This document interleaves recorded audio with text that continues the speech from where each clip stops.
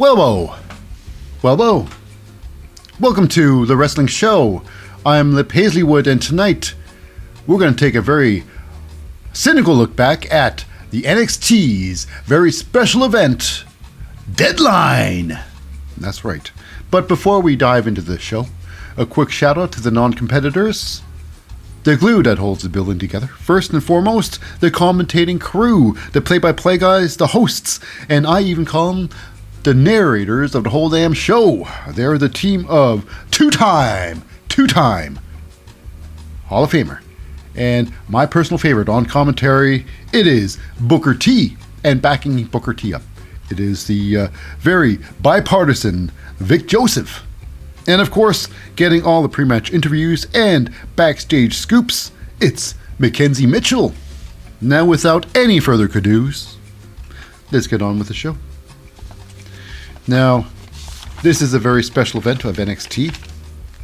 There's two tag team championship matches, which is on the men's side, the heavyweight championship and the tag team championship. What belts are not up and who are not here? They are Mandy Rose and her women's championship is not up. The women's tag team championships are not defended of Caden Carter and Katana Chance. And the North American Championship is not being defended either. It's currently being held by Wesley.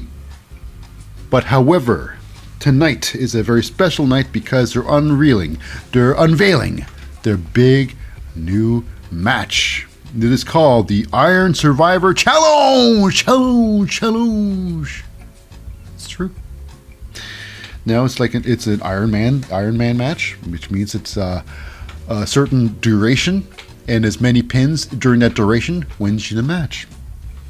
Now this one here, however, here are the rules. In case you do not know the rules, here are the rules of the Iron Survivor Challenge. It is a 25-minute time limit with 5 superstars competing to be number 1 contender. 2 superstars start the match. Every 5 minutes thereafter, a new superstar will enter until all competitors are in the ring. Now, falls can be won at any time by way of pinfall, submission, or a disqualification. When a superstar scores a fall, they will earn a point, of course. Now, when a superstar loses a fall, however, they do not lose a point, which is a bonus. They only are forced out of the ring. They're forced out of the ring, by their own will, and set into a penalty box for 90 seconds before they can re-enter the match, which is a good thing because of this. If this doesn't happen, just say there's a submission held. Right, a submission, a figure 4, a cross face is put on. They tap out, you release the hold, and then you put the hold back on to go for a second submission. That's what could happen if you didn't have this ruling of the 90 seconds timeout. So it stops that from happening, and you get a minute and a half break. So anyways, the superstar who has scored the most falls during the duration of 25 minutes, of course, will be named the Iron Survivor and will become the number 1 contenders for the NXT Championship Gold. Now, the first Iron Survivor Challenge is the women's division. We start the match off with Roxanne Perez and Zoe Stark in the ring. Now, Zoe Stark, nothing really happens in the beginning. Then Kia James joins the matchup. Zoe Starks, within 9 minutes 31 seconds in the match, Zoe Starks gets the first fall over Roxanne Perez with her belly to back. Go to sleep. Pop, pop! Knocks her out. Cora Jade enters. Then 12 minutes and 39 minutes in the match. This is very funny. Now, Kiana James was being set up by Roxanne Perez for Pop Rocks. So she sits on the back. She's about to pop rock the hell out of Kiana James. Then Cora Jade comes up. And she kicks the living hell out of Roxanne Perez right off of Kiana James. Now, this is what gets me. Because after she kicks Roxanne Perez off of Kiana. Nothing happened to Kiana. She never got the finishing move. It was never done. Right? So, Cora Jade rolls up Kiana James, gets a 1, 2, 3. That makes you think, was that Pop Rocks even necessary in the first place? Now, if Roxanne Perez just went straight for the roll-up, she wouldn't have just got the win anyways. Got the extra point. But regardless. That didn't happen. Cora Jade gets the second one. Now, eventually, Indy Hartwell, in 15 minutes, gets into the ring there. And 1 minute in, as soon as she's entered, she pump kicks the holy hell out of Roxanne Perez. Knocks her down. Wind out of her sails. Indy Hartwell gets a big pin on there. Now, a couple minutes later, literally, Roxanne Perez, she gives the old counters. Zoe Stark's belly to back, go to sleep with a roll-up. And she rolls up Zoe Starks with the 1, 2, 3. Roxanne Perez is on the board, baby. Now, match goes on to 23 minutes. Roughly 23 minutes in, the Roxanne Perez gets revenge on her best friend, turned enemy, turned best rival. Cora Jade gets Pop Rocks, or should I say Roxanne Perez gets the Pop Rocks on Cora Jade. Wham! Now this is almost a minute left. Like 2 minutes left before anything can happen still. So 2 minutes. Can anybody tie it up with Roxanne?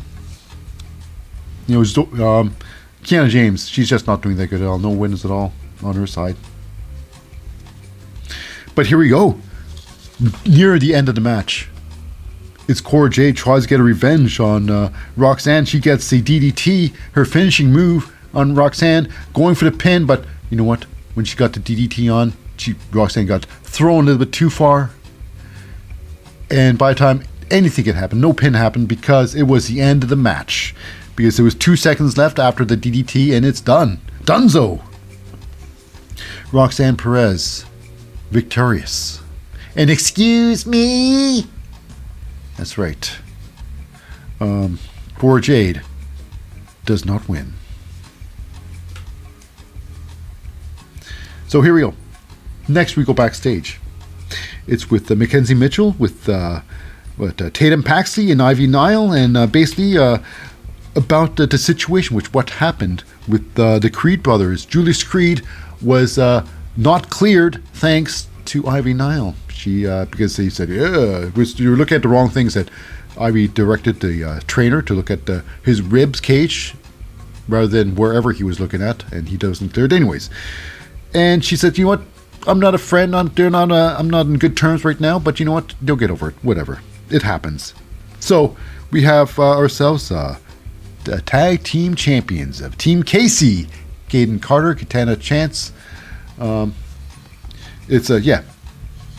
they're I guess they got their support, and apparently an opportunity for a tag team match next week, baby, on NXT. So it's gonna be interesting. Kind of slap together team of Tatum Paxley and Ivy Nile beat the team of Caden Carter, Katana Chance. I don't know. I think this is definitely. I'm gonna put my money on Caden Carter and Katana Chance on Tuesday for the victory. Next up, we got ourselves a big a rivalry coming to a head. Maybe coming to a head, or is it gonna continue on something bigger? Now, this rivalry started way back when NXT UK was a thing. Alba Fire, she was the women's champion for a long time. She was one of the greatest there. Aladon, she never got her just. She never won belt, never won gold there. One of my favorites in the NXT UK, but however, never crowned. What's going to happen here now in the NXT North America? I guess I can call it. Isla Dawn fought once, and it was against Thea Hale. Isla Dawn getting the big victory. So she's 1-on-1. Will she become 2-on-2? This match will prove who's going to win. Now, during this match, the wrestling was next level. It was great wrestling in this match. Now, early on in this match, Isla Dawn with two hands, rips the living shit out of the second turnbuckle, rips it off the out of place, rips it right off. It's clearly being held by these flimsy zip ties, but they were held on by something. I still think they should use some good snaps so it can be easily ripped off, no matter what. You won't break a nail or whatnot. Anyways, it's ripped off. Will that play a factor during this match? Well, we'll soon find out. I gotta say, the wrestling was great. Isla Dawn goes off the top ropes with one of the greatest meteoras I've ever seen, literally ever seen. It was one hell of a meteora. It was great. Just crushed. What's that? Alba Fire. Now in this match after that, they scuffle some more. Isla Dawn rolls out of the ring there, and Alba Fire with a massive tope, swanton right off the top rope. Outside the ring, squashing Isla Dawn out there. And while they're outside there, Isla Dawn takes a massive dory bomb right out on outside mats. Now, here's the thing. I believe, truthfully, that the ring, if you're fighting inside the ring, taking bumps inside the ring, I think it's less painful, a little bit less. I don't think there's not much of a difference between taking a bump outside the ring and inside the ring and outside the ring these days. I think there's very little difference, even though I've never taken a bump inside the NXT arena. I'm just assuming, because there's a lot of padding there. It's a whole padding arena. Anyways, regardless, let's move on to what happened in the match. It was a nice dory bomb, which gives Alba Fire the upper hand. She throws in Isla Dawn into the ring, and she sets her up for a finishing move where Alba Fire climbs up to the top rope. While this is happening, the referee, now this is where it gets all strange. Now, Alba Fire, now the referee is checking Alba. Alba then grabs the referee's leg, and this is where it happened. This is the Alba hex. She hexed the referee in this moment. There's no other moment. Now, this is what I would have thought would have been great. I thought it would be great. Now, earlier on in the show, if this were to happen like this, if this did happen, they would have showed earlier on in the show, I would have thought it would have been great if they would have showed Alba Fiore, or Isla Dawn. If they showed Isla Dawn, like, breaking in to the referee's locker room area and literally stealing a personal item of this referee so she can do the hex, do the spell on that personal item that she holds of his. So that would have made more sense. Anyways, so she holds his leg and puts a hex on him. Referee breaks away from Isla Dawn. Now, this is where Alba Fire jumps off top rope and with a massive swanton bomb squashes Isla Dawn. Now, here's the thing. After scrambling onto cover, she's good to cover, but guess what? The referee is not counting because he's somewhere in the corner with acting school.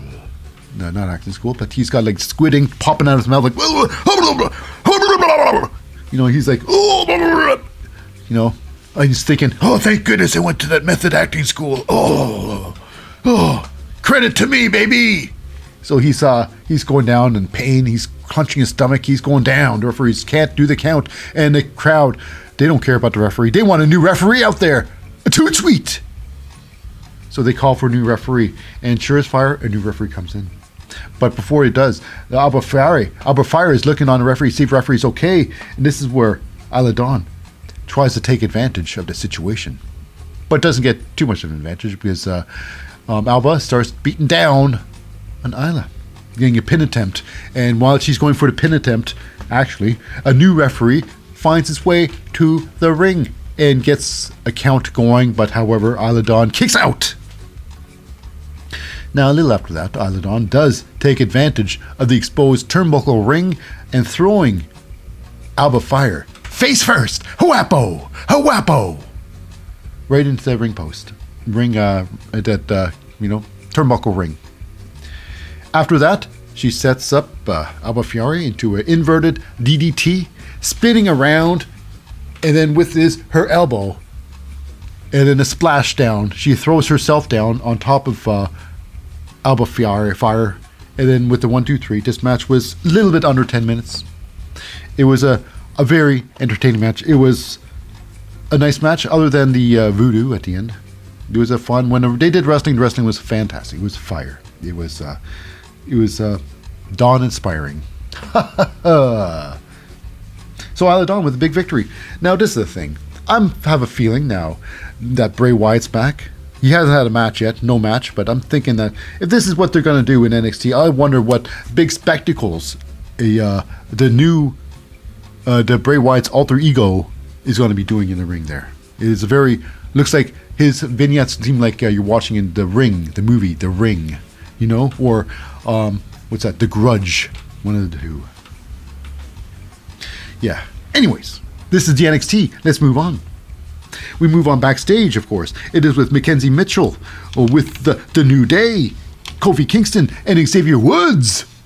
And the question of the day is, well, not really a question, is the whole ordeal is this. The New Day are looking to become Triple Crown Tag Team Champions. They are they have been won the Raw, SmackDown. Now it's time for the NXT Championship. Can they do it? Can they be Triple Crown winners? Well, I see that they can't become the tag team champions of Raw and SmackDown. The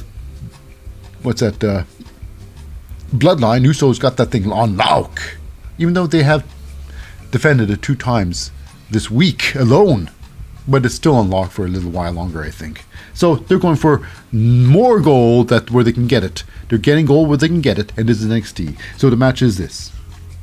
It is for the NXT Tag Team Championships, defending their belts. It is Pretty Deadly's Elton Prince and Kit Wilson versus the New Day's Kofi Kingston, Xavier Woods. This was a barn burner. This was a really good match. Perhaps match of the night. This is really good. But this was not only entertaining. It was a lot of athletic competition going. It was a whole bang. It was a whole ball. It was entertaining, and it was enthralling. It was a whole package. Now I can say that because of this. Now, one thing I always talk about in tag team matches and in WWE is what are the tag team ropes good for? They never use it, and they don't care. NXT, however, is a different story, but is it really? Because it starts off like this. Kofi Kingston, his first tag in, he tags in without even grabbing the rope, not even thinking about the rope. And the referee accepts it. He accepts that tag. So later on, not too much later, it is Elton Prince. He wants a tag in because he's seeing Kit Wilson having some trouble. So Elton Prince grabs the rope and gets into the ring and then gets a tag. So he's even closer. Referee doesn't qualify that as a tag. Can you believe it? Can you believe it? He was holding tag rope and everything. But apparently, you've got to be standing outside the ring when this happens. But here's the thing. Now, it was atrocious wrong. He was completely wrong by going inside the ring like that. It was illegal. However, Kofi Kingston just a second ago also wasn't as wrong, but 2 wrongs don't make a right, if that makes sense. Doesn't quite make sense there. I know, but nevertheless, so Kofi Kingston was still doing something wrong. He wasn't holding tag rope, therefore he shouldn't have counted either. So moving on, that was the only real thing. It's up to the end. But now the fun part, we got ourselves a weird a twerk contest happens. Kofi Kingston decides hey, I can twerk. I'm having some fun. So he starts having twerking contests with Elton Prince. Elton Prince oh no boy. Who's better than twerking than me? Nobody. But Kofi Kingston tries to prove it is.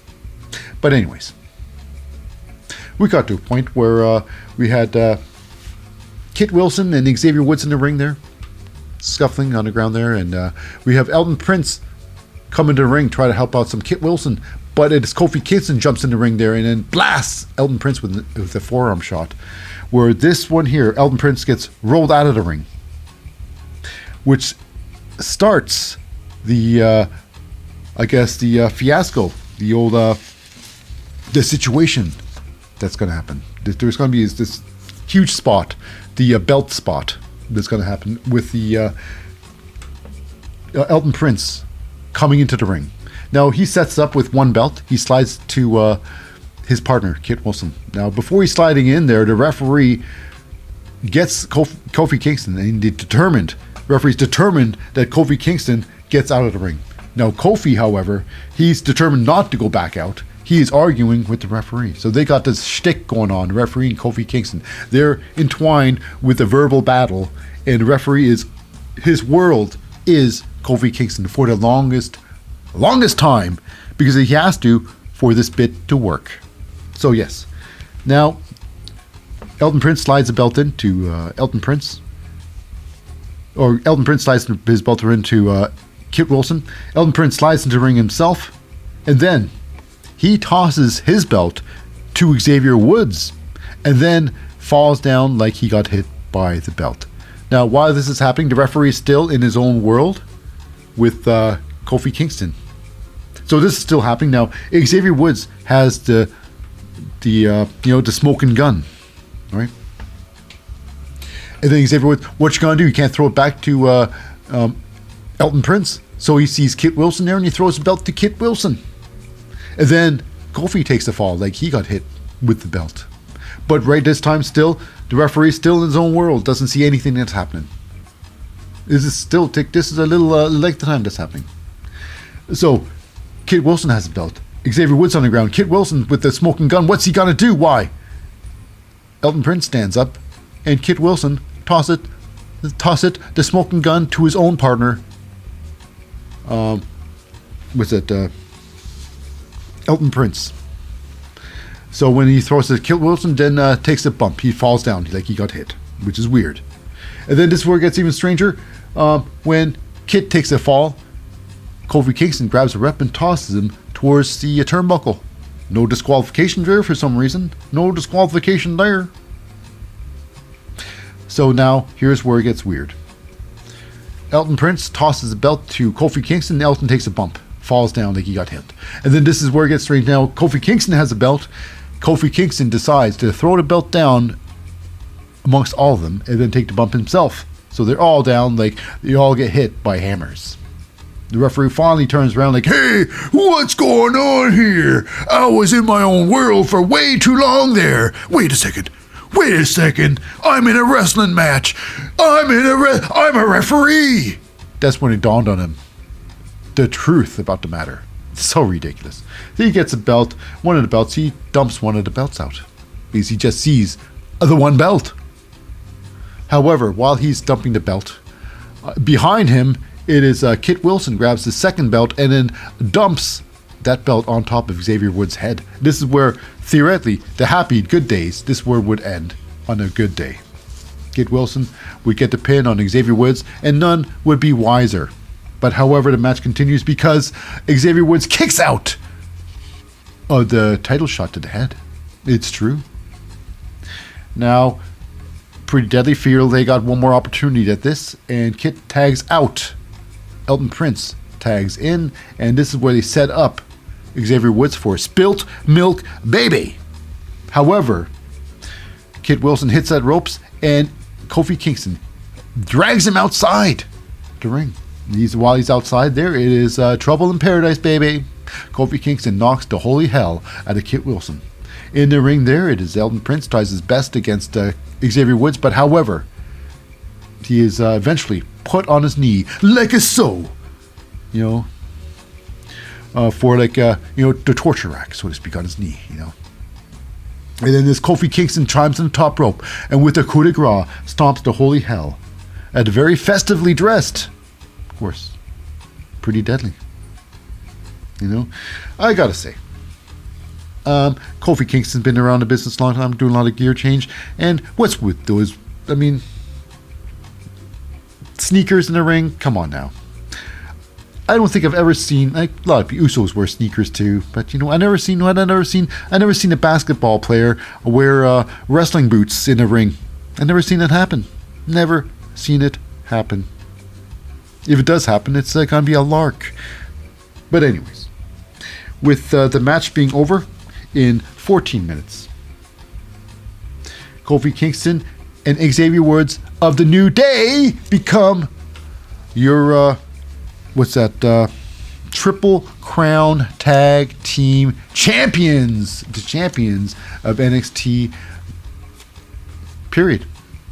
So what's going to happen? Who's going to be coming up at the end? Will it be Josh Briggs, Brooks Jensen?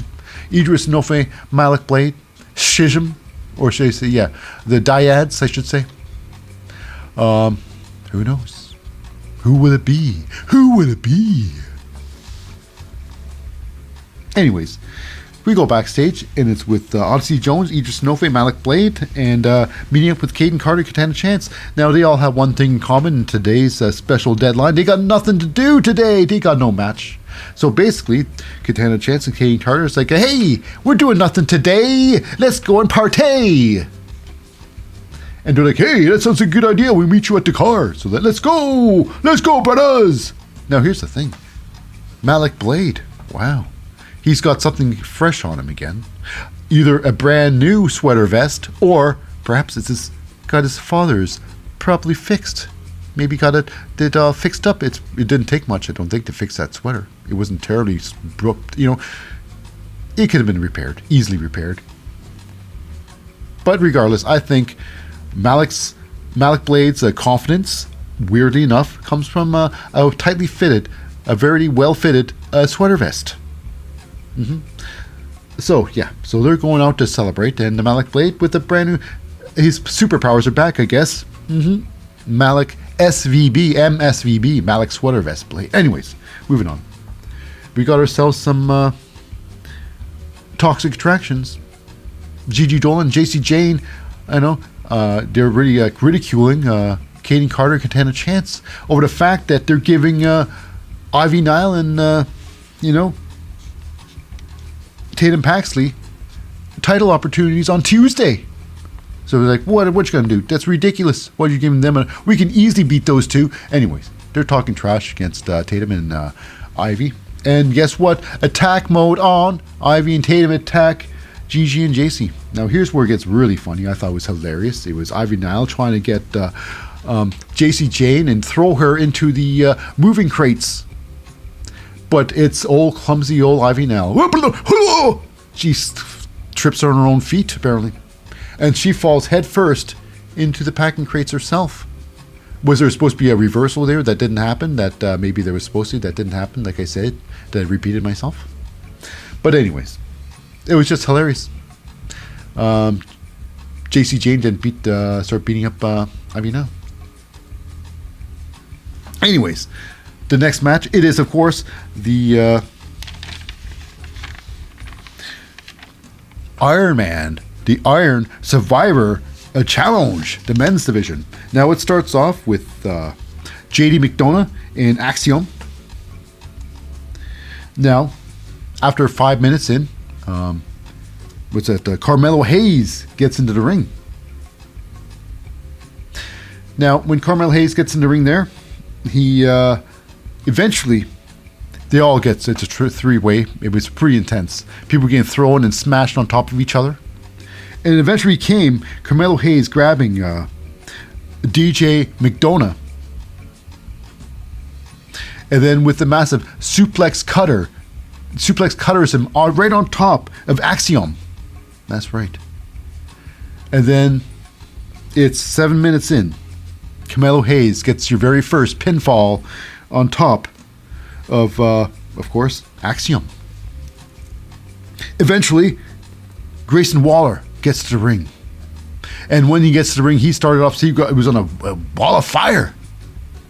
He rolls in the ring there. Two people were right inside in his sights for his finishing move.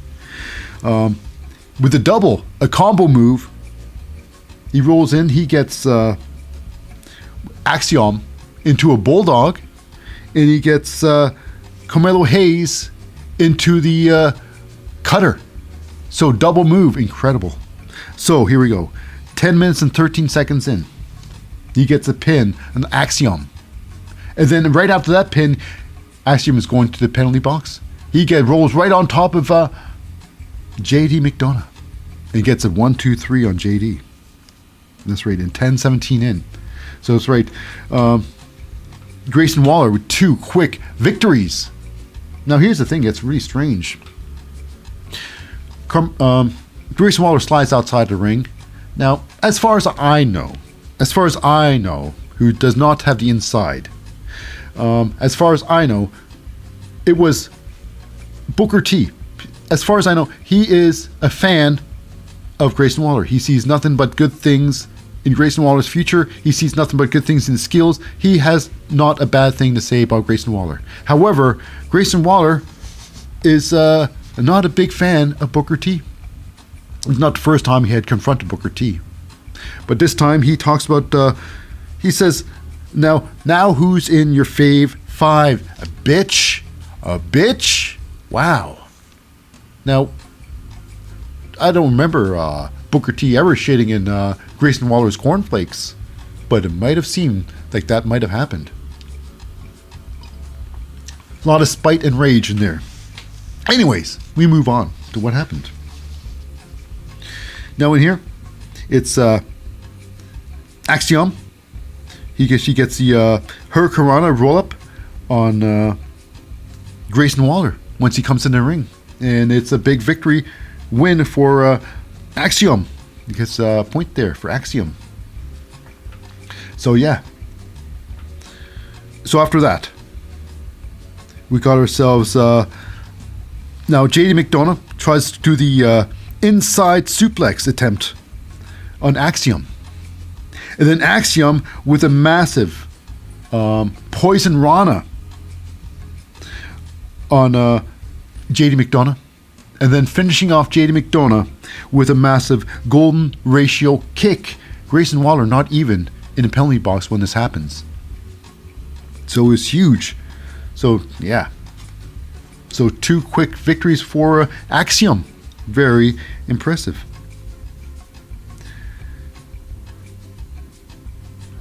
So after that, we got ourselves Joe Gacy runs to the ring like a house of fire. Now I've said some harsh things about Joe Gacy in the past. I don't know if you know this. I thought Joe Gacy couldn't wrestle at all. His wrestling skills was 0. But Joe Gacy was a house of fire. He was throwing moves left, right, and center. It was some good stuff. He had, I believe, the Bubba Bomb out of nowhere. But anyways, he gets Axiom into the, what's that, the Rings of Saturn. The Rings of Saturn. And I thought, oh my gosh, is Carmelo Hayes going to stop it? No, he couldn't. It's Joe Gacy with a massive, massive tap-out victory. Couldn't believe it.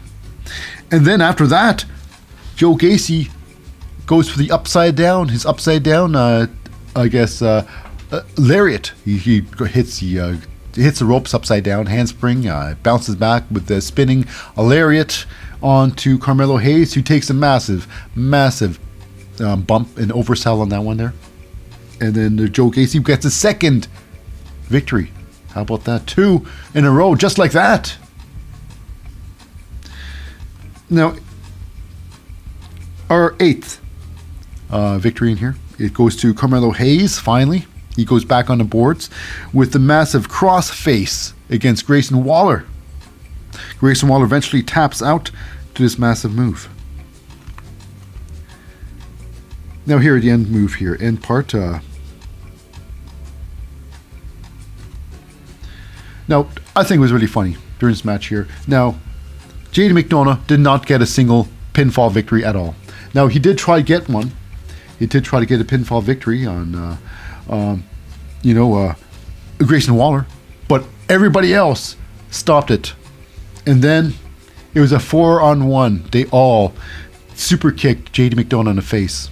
It's tough. They really did not want JD to do anything in this match, and he didn't do anything. JD, I think one of the greatest talents in the NXT or wrestling. But he did not get any love in this match. But here we go. The end sequence was this. Carmelo Hayes comes down big with an axe kick onto Axiom. Grayson Waller pulls out Carmelo Hayes while he's going for the pin. And then with a massive right cross to the face, knocks down Carmelo Hayes. And then himself sliding into the ring and get the cheeky cover over top of Axiom. 1, 2, 3, gain a big victory at 24 minutes in.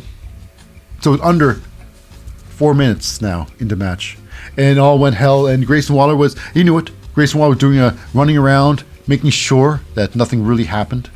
Pulling out people that mattered, like JD McDonough, slide him out before anybody can get a pin on him. So it was pretty impressive. And after that, yeah, it was Grayson Waller with a gigantic victory. The winner with, what's that? 3 covers in this thing here. So yeah. So good for Grayson Waller. Now, let's hope Grayson Waller and Booker T make nice. Or is this maybe just a cheap way to get a pop or a hate pop, some heat by yelling at Booker T? Who knows? But anyways, Grayson Waller with a massive, massive victory. Moving on, we go backstage. It is with Mackenzie Mitchell with Drew Gulak. Now, I think Drew Gulak is looking to make change for himself and everything else, himself and everybody around him in the NXT. Thinking to make a difference, perhaps, And speaking of making differences, we got Damon Kemp coming up there. Hey, I got myself a match. He got himself a match on Tuesday, and he wants the Drew Gulak to check him out, apparently. What, is he trying for another group? What? Hey, I want to be a part of your group and then ruin it, like a diamond mine. Okay, so anyways, he wants Drew Gulak to check out his match on Tuesday, where he's going to be fighting, representing Chase University now. It's not Andre Chase, but Duke Hudson. Now moving on to our main event match, and it is Braun Breaker versus Apollo Crews, 2 very evenly matched opponents. This was a great match. This was match of the night. Truly match of the night. Braun Breaker going with a massive tope suicida right over the top rope, clearing it completely, squashing Braun Breaker outside. It was a beautiful. In this match, however, Apollo Crews goes from he has a metamorphosis. He transforms from Apollo Crews to, I am Apollo Crews. I am going crazy mode. So he literally went that mode, I'm telling you. No joke. And he tried power bombing these half-mast power bombs he gave to Braun Breaker, like 4 of them in a row, trying to get a pin. Even going for a frog splashy, going froggy style. Now like I said, it was a very good match. It was a good match. Braun Breaker going off the top rope. It was very good. Now, at the end sequence was this. Braun Breaker tries Apollo Crews' choke slam to Hana bomb on Apollo Crews. So Braun Breaker tries Apollo Crews' the finishing move on himself, on Apollo. However, does not work. And eventually, Apollo Crews gets Braun Breaker's move, the press slam, the press power slam. Now, even though he did do it, it looked pretty difficult. Braun Breaker's a big dude. Anyways, after that, they both get up and everything's all even Steven, all squared up. They're all at even mass, and they start going face-to-face strong style, punching each other's face, going a little bit back and forth, until, of course, they hit the ropes, and the Braun Breaker comes back at him with a spear, knocking Apollo Crews out of his boots. Like a 14.5-minute match. Great match. And it fizzled out in the end, a little bit of fizzle with the, spear. I don't know. I expected something bigger. I don't know. Anyways, Braun Breaker pulls out the victory. Apollo Crews loses again. Now, is it for Apollo Crews? Is it going to be part 1 for Apollo Crews? Will this be, a part 1? Will there be a part 2 in this? Will there be a part 2? I don't know. But here's the thing. The winner of the match is Braun Breaker in one hell of a match. But while Braun Breaker is celebrating his victory, he's attacked from behind with Grayson Waller. His massive finishing move, the rolling stunner, knocks the holy hell out of Braun Breaker. So here's, like Apollo Crews says, when one hurdle is jumped, there's another hurdle to come. You can never rest. There's always somebody else waiting in line. And this is Grayson Waller making his mark, looking like a champ, holding his belt up high, saying, yep, that's right. I'm your next champion, baby. And posing next to Braun Breaker at the end. Now, that ends it for this very special episode of the NXT's Deadline. be sure to check in our podcast. We have a weekly podcast on a podcast near you, iTunes, Spotify, Google Podcast, stuff like that.